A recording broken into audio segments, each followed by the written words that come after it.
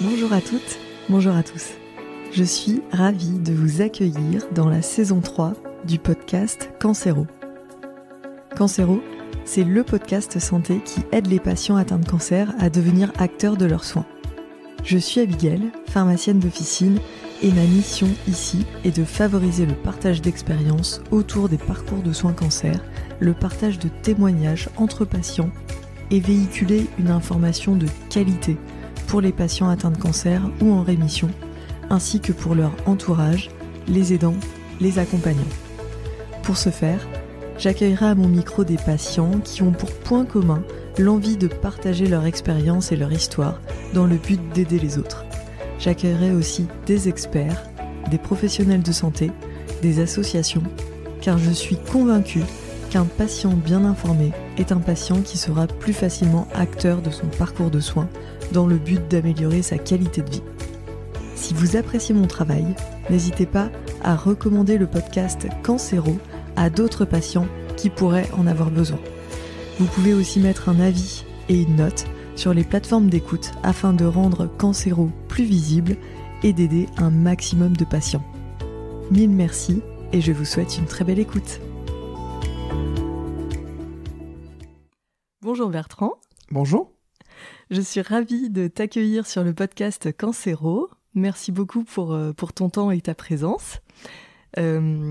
Aujourd'hui, nous sommes ensemble aux journées d'actualité. Attends, tu vas le dire à ma place, tu le feras mieux. Aux Journées nationales d'actualité en oncologie. Voilà, et tu es organisateur. Et je suis ravie de participer à ce congrès. Et merci beaucoup parce que je sais que tu es très pris. Et là, d'ailleurs, on commence l'interview avant 8h. On est bien matinal, bien matinaux. Est-ce que tu veux bien te présenter, s'il te plaît, pour les auditeurs qui nous écoutent ? Bien sûr. Donc, je vais saluer. Bonjour à tous. Donc, moi, je suis Bertrand Pourroy. Je suis pharmacien spécialisé en oncologie depuis maintenant presque 25 ans. Donc, j'exerce dans un centre hospitalo-universitaire. Je suis également membre de la Société française de pharmacie oncologique. Et à ce titre, j'ai beaucoup travaillé sur les problématiques d'interaction potentielle entre les médecines alternatives complémentaires et notamment la phytothérapie et les médicaments anticancéreux. Donc avec une consoeur, Émilie Petitjean, on avait d'ailleurs rédigé des recommandations pour nos confrères pharmaciens qui exercent aussi bien à l'hôpital qu'en officine sur cette question. Et je suis ravie de t'accueillir parce qu'en fait, c'est une question qui est hyper importante pour nos patients qui sont en parcours de soins oncologiques. Et souvent, en fait, les patients demandent à avoir des plantes qui peuvent atténuer les effets indésirables, des plantes qui peuvent améliorer le quotidien. Et du coup, je suis ravie de t'accueillir parce que tu es la personne parfaite pour cette question-là, étant donné que tu as rédigé en effet ces recommandations SFPO. Donc plantes et compléments alimentaires dans la prise en charge du patient atteint de cancer. Donc encore merci. Merci. Alors peux-tu nous expliquer en quoi cette question justement des interactions plantes compléments alimentaires avec les médicaments de chimiothérapie est importante, et est-ce que tu connais aussi les proportions de patients qui prennent des traitements à côté de leur chimiothérapie ? Alors, c'est beaucoup de questions. Oui, je vais essayer je vais essayer de les faire dans l'ordre. Alors, concernant la proportion de patients consommant des médecines alternatives complémentaires ou dont la phytothérapie, alors les études sont très variables d'un pays à l'autre, d'une typologie de patient à l'autre, mais on estime, suite à différentes études dans la littérature, que entre 30 et 70% des patients peuvent avoir recours à ces produits au cours de leur traitement, qu'ils soient d'ailleurs de cancérologie ou sans lien avec la cancérologie. Alors, il n'est pas question ici de critiquer ni les patients qui prennent de ces produits, ni les produits eux-mêmes qui peuvent avoir des propriétés pharmacologiques évidentes. L'exemple typique, c'est le milpertuis qui est utilisé à visée antidépressive très largement en Allemagne, un petit peu moins en France, mais très largement malgré tout. Donc c'est une plante qui a ses propriétés thérapeutiques, c'est certain. Pour autant, c'est une plante qui n'est pas dénuée de risques par elle-même, puisque c'est une plante qui va pouvoir jouer sur ce qu'on appelle la métabolisation des médicaments. Pour faire très très simple, lorsqu'on prend un médicament, on a une sorte d'usine dans l'organisme qui est le foie, qui va être capable de transformer ces médicaments pour que l'organisme puisse les éliminer, puisque le médicament finit par s'éliminer de l'organisme. Et en fait, beaucoup de produits, des médicaments, mais également des plantes, vont pouvoir jouer sur cette usine, en fait, soit augmenter sa cadence de production, et donc on va dégrader un peu plus les médicaments, ou à l'inverse, vont ralentir cette usine, ce qui va avoir comme effet qu'on va être plus exposé aux médicaments, puisque ces médicaments vont être moins dégradés. Donc on voit bien que c'est un dommage collatéral de la phytothérapie, mais qui peut être très dommageable aux patients, puisqu'on peut avoir soit des toxicités trop importantes si on ralentit cette usine de dégradation, ou à l'inverse, une perte d'efficacité si on dit à l'usine de dégradation du médicament d'accélérer. Donc c'est une question qui est très très importante, qu'il faut prendre en compte. Il n'est pas question d'interdire tout produit de phytothérapie par principe ou de tout autoriser. C'est vraiment ce qui est intéressant, c'est de voir ce qui est bon pour le patient au moment où il prend son traitement. Et oui, l'exemple du millepertuis est hyper éloquent parce que on a une interaction avec énormément de médicaments, y compris les contraceptifs oraux, par exemple. Bien sûr. Voilà, là, on est hors sujet d'oncologie, mais tout ça pour dire que oui, les plantes interagissent avec les traitements et peuvent annuler complètement l'effet thérapeutique. Et annuler et augmenter la toxicité. On peut avoir les deux. Hein. Oui. C'est très important. Et du coup, tu dis entre 30 et 70% des patients, en fait, la fourchette, elle est hyper large. C'est qu'on a du mal à évaluer. Comment t'expliques qu'on n'ait pas des chiffres aussi, un peu plus précis ? Alors, la première réponse, c'est que c'est un sujet qui n'est pas forcément très étudié. La deuxième réponse, c'est que lorsqu'on regarde un petit peu dans le détail, on a d'abord une utilisation très large dans la population générale, cancéreuse ou non cancéreuse, de ces produits de phytothérapie. Lorsqu'on s'intéresse typiquement aux patients cancéreux, on a vraiment une grande variabilité en fonction des typologies de patients. On se rend compte que, par exemple, les femmes avec par exemple un niveau d'études élevé autour de la cinquantaine vont beaucoup plus consommer que par exemple des patients un peu plus âgés, masculins.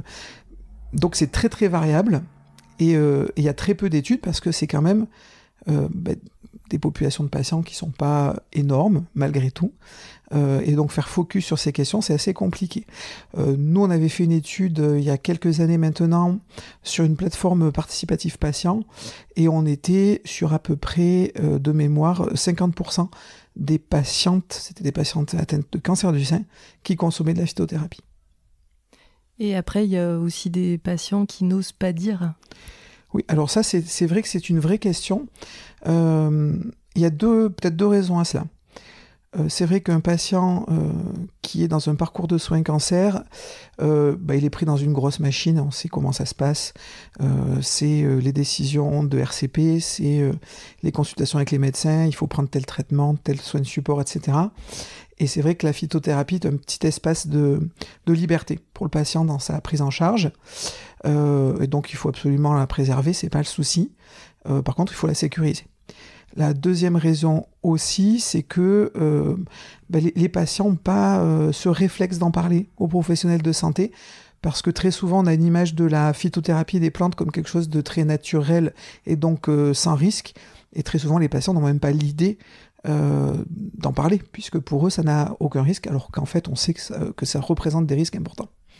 Mais ce que tu dis par rapport à cet espace de liberté à préserver, je suis totalement d'accord. Et en plus, je pense que le patient a besoin de ça aussi pour être acteur de ses soins. On lui impose beaucoup de choses dans les lignes de traitement. Voilà, ça ne se discute pas. Mais c'est vrai que sur les plantes, le patient peut avoir du coup une petite liberté, une reprise en main de son traitement. Et c'est vrai que ça, il faut pouvoir le préserver. Et tu le dis très bien, il faut le sécuriser en fait. C'est tout à fait ça. C'est vraiment le maître mot.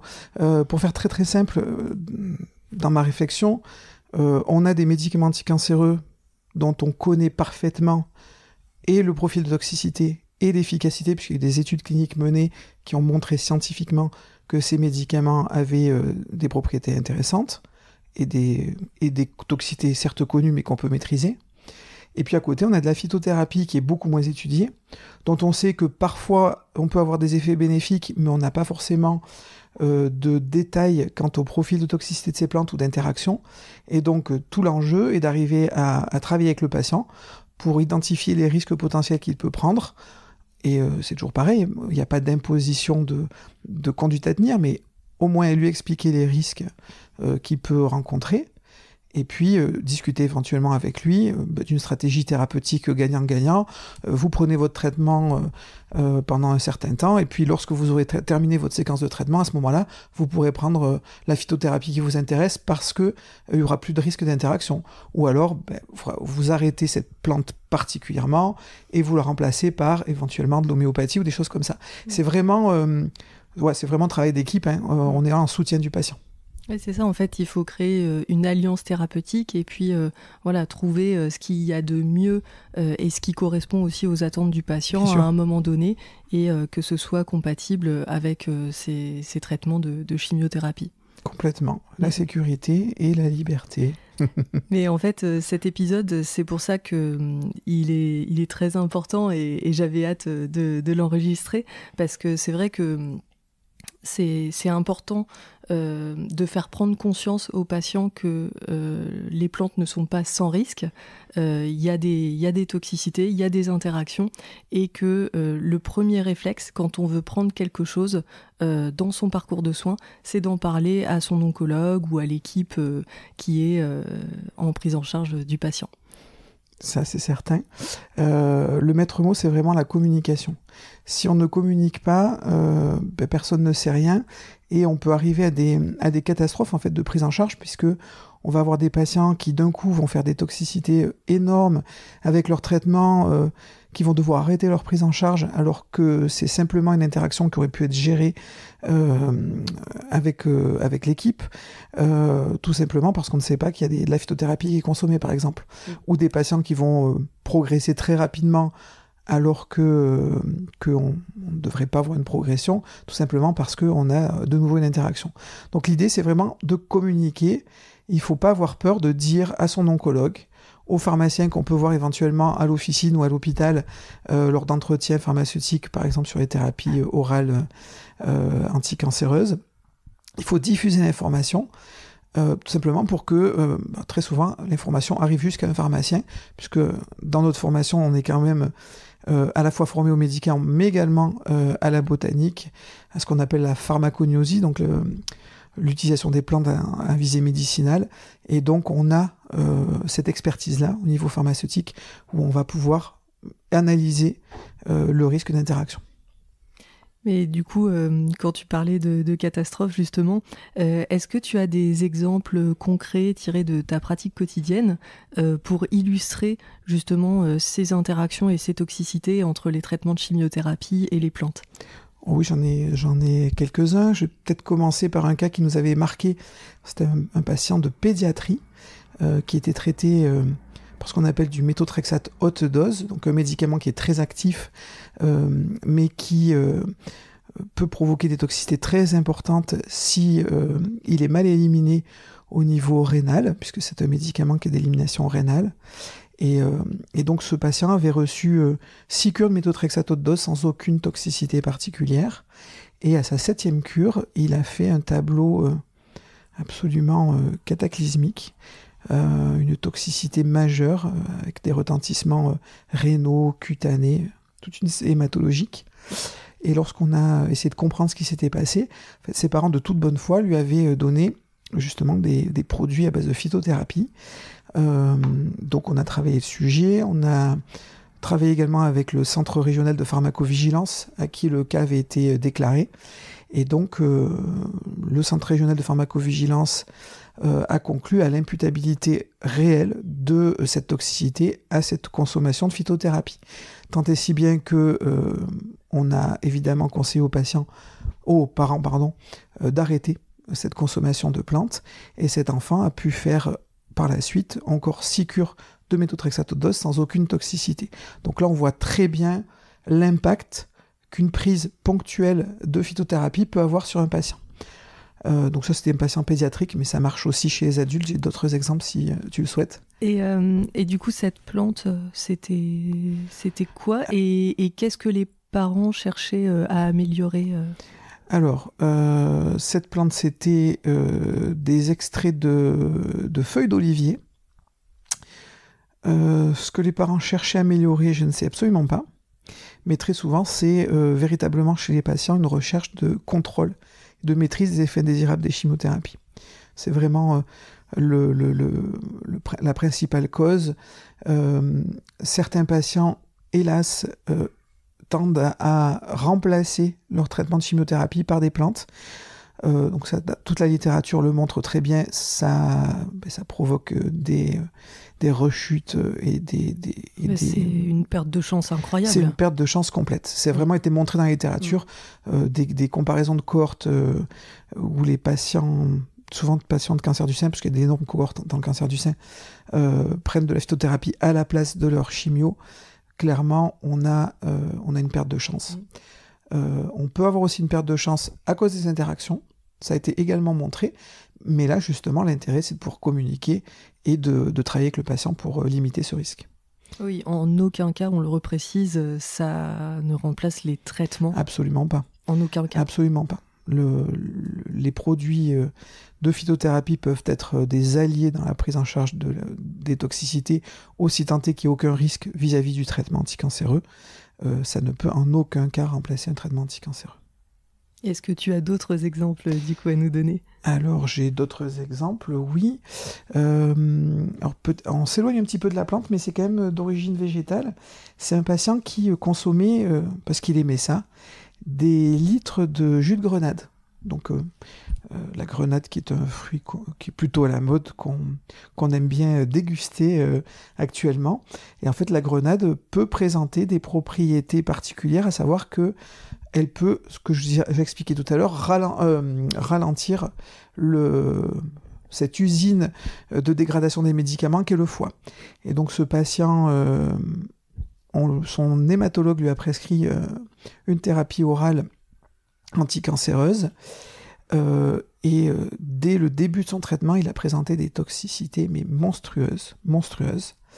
Il a été à 2 doigts d'arrêter son traitement. En fait, c'est une collègue pharmacienne qui l'a contacté par téléphone à l'initiation de son traitement et qui a tout de suite vu cette toxicité abominable, qui lui a posé tout plein de questions, qui a identifié ce jus de grenade comme pouvant potentiellement inhiber le métabolisme du médicament et donc être responsable d'une surexposition et d'une toxicité.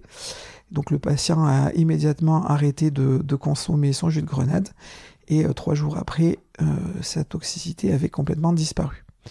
Donc c'est un exemple qui est assez parlant. Peut-être un autre, dans une autre catégorie d'interaction, on l'a dit tout à l'heure, les plantes peuvent avoir des effets pharmacologiques. On a parlé du millepertuis qui est antidépresseur.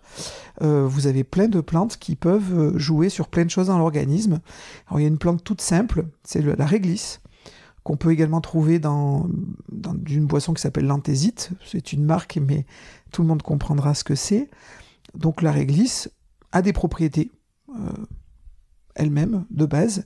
Elle a tendance à faire augmenter la tension artérielle. Alors des très petites quantités, de temps en temps, c'est pas très gênant, mais on a eu l'exemple d'un patient qui prenait des traitements, thérapie orale également ciblés, qui avaient déjà des effets pro-hypertenseurs. Et donc cette consommation de réglisse a fait fluctuer sa tension à la hausse de façon trop importante.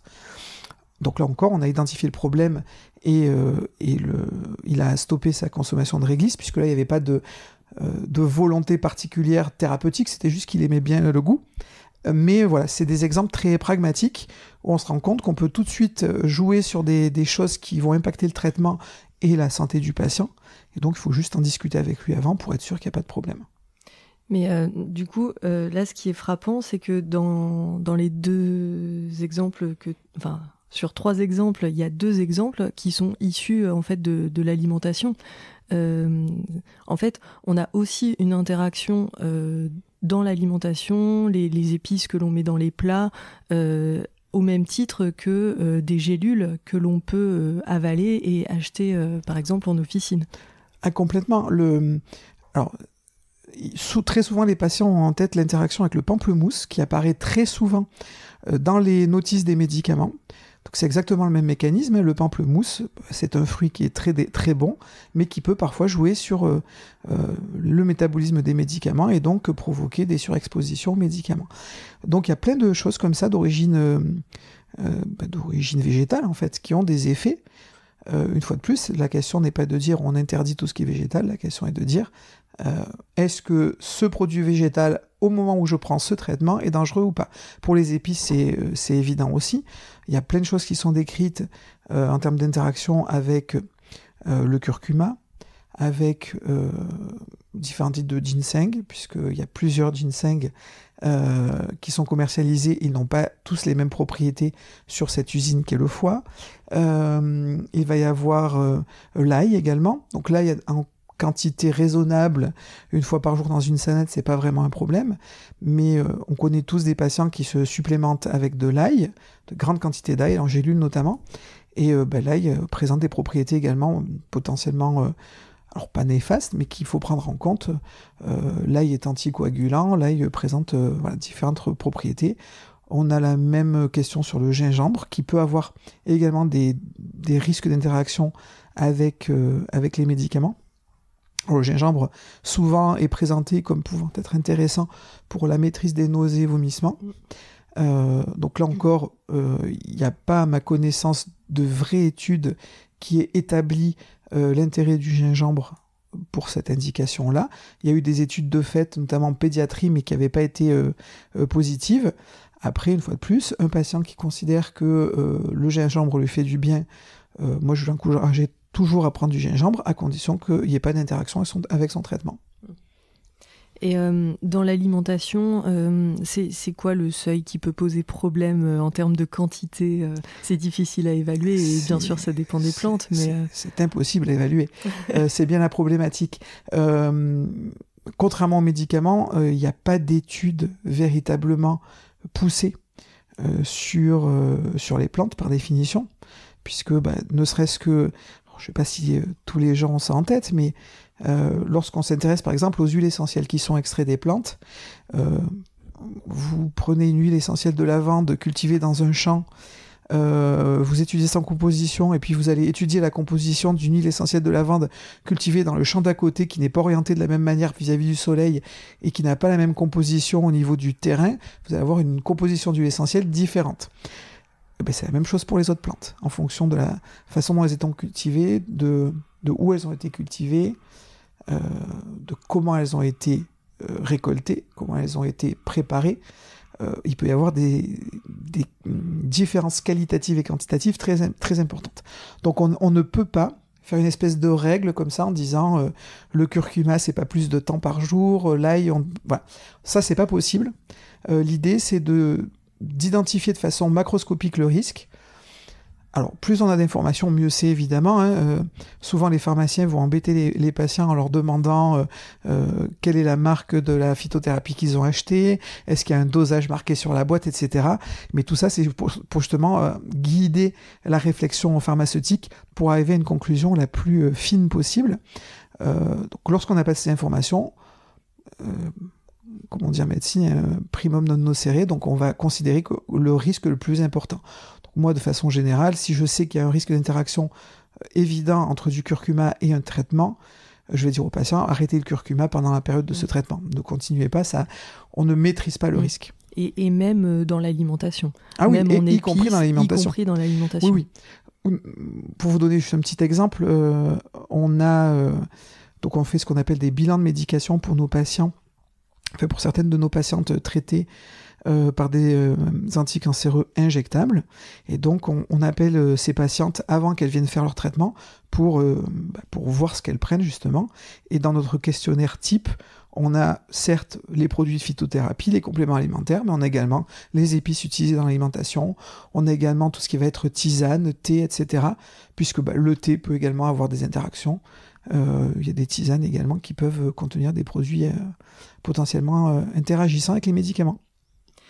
Et selon toi, quelles sont les plantes les plus utilisées par les patients en parcours de soins, si c'est possible de répondre à cette question? Parce que c'est vrai que c'est un petit peu compliqué, mais dans ta pratique quotidienne, qu'est-ce que tu observes et puis, quelles sont les interactions et les problématiques qui en découlent?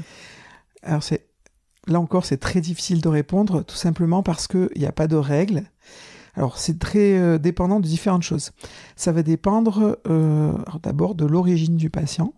On a, c'est une évidence, mais on va la donner quand même. Il y a des patients qui sont d'origine notamment nord-africaine qui consomment énormément d'épices, ce qui n'est pas forcément le cas de patients qui ne proviennent pas de cette zone géographique, pardon. Je pense que dans le sud de la France, on a tendance à manger beaucoup plus d'ail que dans le nord. Je suis originaire du sud de la France, c'est pour ça que ça m'amuse. Donc ça, c'est déjà dans l'alimentation. Après, concernant les plantes elles-mêmes, il n'y a pas de règle parce qu'en fait, on se rend compte qu'il y a des modes. C'est par vague. C'est très souvent des échanges entre patients. L'étude dont je parlais tout à l'heure concernant la consommation de phytothérapie par les femmes atteintes de cancer du sein avait bien montré ça, c'est-à-dire que, contrairement à ce qu'on peut penser, les patients ne vont pas forcément chercher des choses sur Internet, mais c'est vraiment de la discussion entre patients, et qui fait qu'il y a des fois des espèces de petits emballements sur des plantes en particulier. Donc c'est des modes. Il y a quelques années, il y avait une grande mode sur ce qu'on appelle le kava kava, qui est une plante pour le coup qui présente des propriétés toxiques. Donc il y avait eu des soucis à l'époque. Actuellement, je ne saurais dire s'il y a vraiment une mode, mais c'est souvent par vague. Donc, je pense que de façon très pragmatique, une fois de plus, la seule chose à faire, c'est que le patient explique à son médecin, à son pharmacien, ce qu'il prend, que ce soit une mode ou pas, et puis derrière, on fera l'analyse pour voir exactement ce qui se passe. Et je me mets à la place du patient, et du coup, j'ai envie de te poser la question, est-ce qu'il existe des plantes bénéfiques quand on est sous traitement de chimiothérapie qui permettent d'atténuer les effets secondaires et qui seraient sans interaction? Alors, il peut en exister, mais je me garderais bien d'en dresser une liste, tout simplement, parce que, évidemment, pour être sûr de l'innocuité d'une association entre une plante et un médicament, il faut d'un côté connaître la plante et de l'autre côté connaître le médicament. Puisque vous prenez deux médicaments, deux thérapies ciblées utilisées dans la même indication, par exemple en hématologie, en fait ces deux médicaments ne vont pas être métabolisés exactement de la même manière dans l'organisme, et peut-être que l'un des deux va interagir avec une plante et que le second n'interagira pas avec celle-là, mais interagira avec une autre. Donc il n'y a pas de réponse. Et c'est absolument impossible de dresser cette liste. La seule chose qu'on fait, on va dire un petit peu en miroir, c'est que au niveau des pharmaciens, nous on essaie d'identifier typiquement les associations où il y a des interactions de façon certaine pour donner des réponses rapidement aux patients, pour ne pas les laisser dans l'incertitude. Mais on ne peut pas dresser de liste sans interaction, c'est absolument impossible. Et à l'inverse, est-ce qu'il y a des plantes qui sont à éviter impérativement ? Alors oui, j'ai parlé du kava kava tout à l'heure. Oui, il y a des plantes qu'il faut éviter impérativement. Il y a une liste de plantes qui est officielle, qu'on peut retrouver sur le site de l'Agence nationale du médicament, donc l'ANSM. Donc cette liste, c'est ce qu'on appelle la liste B des plantes médicinales. Cette liste B, en fait, elle va lister toutes les plantes dont on sait que les propriétés toxiques l'emportent sur les propriétés thérapeutiques. Alors, c'est une liste qui est relativement longue, mais par contre, en la consultant, c'est tout de suite si la plante est dangereuse ou pas. Donc, c'est des choses comme ça qu'on peut avoir en termes de réflexe patient. On va voir cette liste. Si la plante qu'on compte prendre est sur cette liste, il faut mieux ne pas la prendre du tout. Contexte cancérologique ou pas, d'ailleurs. Oui, parce que cette liste, elle est accessible à tout le monde. C'est sur le site de l'ANSM. Complètement. Vous tapez liste B ANSM, normalement ça sort sur Internet. Google est notre ami. Et du coup, en tant que patient, quelle source d'information tu conseilles une source d'information qui serait fiable et quelle serait l'attitude pour sécuriser les parcours de soins? Alors, il y a plusieurs sources d'informations concernant cette problématique. Il y a des sources d'informations qui sont quand même très tournées pour vers les professionnels de santé. Donc moi, je déconseillerais aux patients d'y aller directement parce que souvent, il faut quand même avoir, on va dire, des connaissances dans le domaine pour bien comprendre ce qui est rapporté dans ces bases de données. Moi, je conseillerais peut-être d'avoir recours à un outil en particulier. Donc, comme je l'ai dit, je fais partie de la Société française de pharmacie oncologique et la SFPO a créé ce qu'on appelle des fiches oncoliens. Donc ces fiches oncoliens sont tout à fait disponibles sur Internet. Vous tapez oncolien et ça sort tout de suite. Et en fait, on a fait des fiches à destination des professionnels de santé pour tous les médicaments thérapie orale anticancéreuse, mais également des fiches à destination des patients. Alors, qui vont lister des choses très simples à type de comment est-ce qu'on prend le médicament, comment est-ce qu'on prend en charge ses effets indésirables, etc. Mais à la fin de ces fiches, on a également listé pour chacun des médicaments les plantes pour lesquelles il peut y avoir des interactions. Alors, évidemment, on ne peut pas être exhaustif sur la totalité des plantes potentiellement consommables par les patients, mais on a essayé d'être le plus exhaustif possible. Et donc, un patient qui voudrait prendre une thérapie orale et qui se poserait des questions peut aller consulter la fiche patient oncolien et en bas de la fiche, il aura la liste des plantes qu'il vaut mieux éviter. Et cette liste est souvent longue. Et cette liste est souvent longue. Non, mais pour les utiliser à titre personnel, dans ma pratique professionnelle, ces fiches, moi j'aime bien éditer ma fiche et puis éditer aussi la fiche du patient. Et puis en sortie d'entretien, comme ça, le patient a sa fiche, il repart avec sa fiche. Et c'est vrai qu'on est souvent surpris en fait de la quantité de plantes en interaction avec les traitements. Ah oui, c'est vraiment une question. Très souvent, les gens ne sont pas conscients de cette question du tout. Hein. On l'a déjà dit tout à l'heure. Et donc, si ça peut sécuriser leur prix, c'est très bien. Après, de toute façon, et ça, je pense que c'est quand même le plus important, plus le patient parlera avec son clinicien, son pharmacien, plus il sécurisera sa prise de plante et sa prise de chimiothérapie.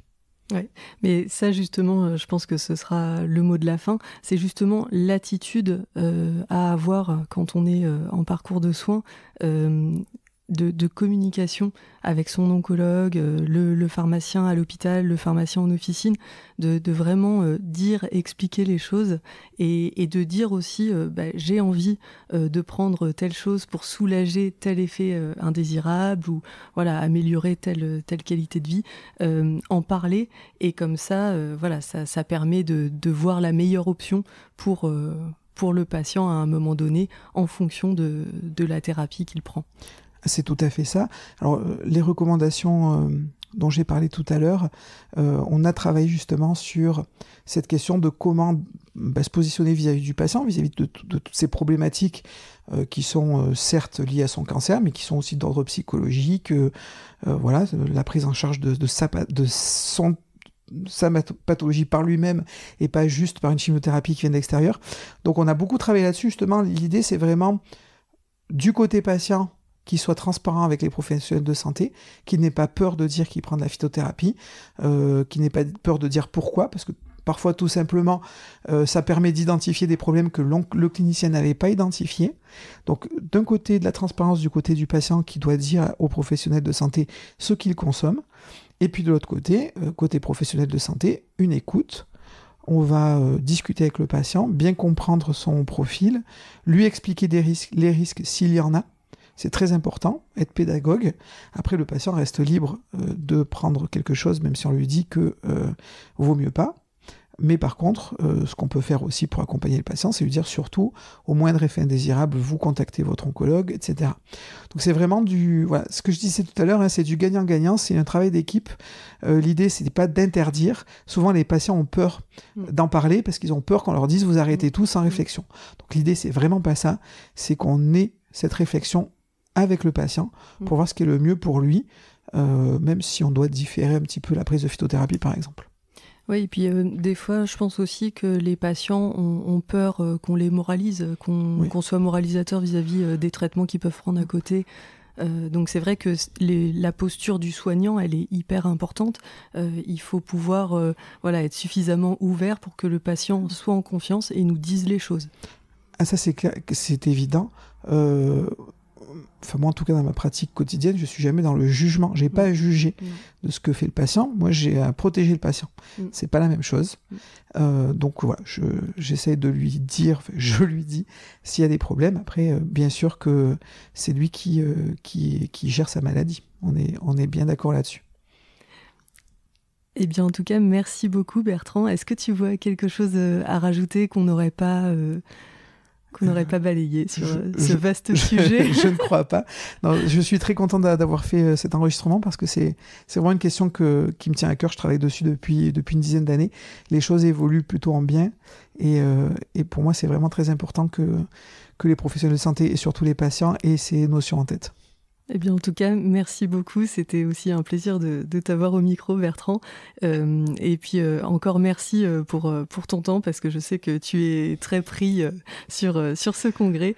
Et c'était un véritable plaisir de discuter de ce sujet-là avec toi. Merci beaucoup, en tout cas. Merci. Merci, Bertrand. Au revoir. Petite note de fin d'épisode pour vous rappeler que vous pouvez télécharger le cadeau gratuit que j'ai créé pour vous. Il s'agit d'une feuille très pratique pour les patients et qui permet la prise de notes entre 2 passages dans le service hospitalier. Le but de cette ressource est de faciliter la communication avec l'équipe de soins et de ne pas oublier les choses à dire en consultation. Vous pourrez y signaler vos symptômes, vos éventuels effets indésirables et noter toutes vos questions à poser aux différents professionnels du service. J'espère que cette ressource vous aidera dans votre prise en charge et vous trouverez le lien pour la télécharger gratuitement en note de l'épisode ainsi que sur la page Instagram. Merci d'avoir écouté ce nouvel épisode de Cancéro. Si le contenu vous a plu, n'hésitez surtout pas à le partager auprès de patients de votre entourage qui pourraient en avoir besoin. Vous pouvez aussi mettre 5 étoiles sur Apple Podcast et Spotify, ainsi qu'un commentaire sur Apple Podcast. Ça aide vraiment à rendre le podcast Cancéro plus visible et à aider un maximum de patients. Mille merci à ceux qui prendront le temps de le faire. Si vous souhaitez me contacter pour me faire des retours sur les thèmes que vous aimeriez que j'aborde, me faire part de vos problématiques ou tout simplement me raconter votre histoire, c'est sur la page Instagram du podcast que ça se passe à cans.hero, canc.heros, ou sur la page Facebook Cancéro Podcast. Je vous souhaite une très belle journée, prenez bien soin de vous et à bientôt.